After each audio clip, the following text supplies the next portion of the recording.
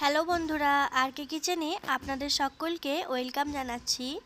আজকে আমি সুজি ও ডিম দিয়ে দারুণ একটি স্ন্যাক্স রেসিপি বানিয়ে দেখাচ্ছি আপনাদের।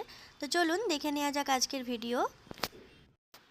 প্রথমেই একটা পাত্রের মধ্যে দিয়ে দিচ্ছি 1 কাপ সুজি, হাফ কাপ গুঁড়ো দুধ, হাফ কাপ চিনি গুঁড়ো করা, দিয়ে দিচ্ছি সামান্য লবণ ও একটা ডিম। সব কিছু ভালো করে মেখে নিচ্ছি, একটা ডোয়ে পরিণত করে নিচ্ছি।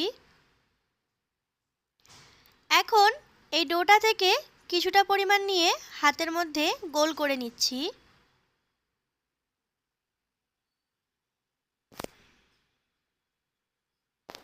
তারপর চামচ দিয়ে একটু মাঝখানে দাগ করে দিচ্ছি, তবে আপনারা চাইলে নাও করতে পারেন। একইভাবে আমি সবগুলো বানিয়ে নেব। আগের থেকেই কড়াইয়ের মধ্যে আমি তেল গরম করে নিয়েছি।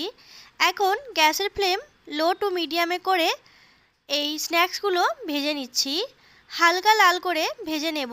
আপনারাও বাড়িতে এই রেসিপিটি বানিয়ে দেখবেন, খেতে ভীষণ মজার হয় আর অল্প সময়ের মধ্যেও বানিয়ে নেওয়া যায়। বাড়িতে বানালে কমেন্ট করে জানাবেন খেয়ে আপনাদের কেমন লাগলো। ভিডিওটি ভালো লাগলে প্লিজ একটি লাইক দেবেন। ধন্যবাদ।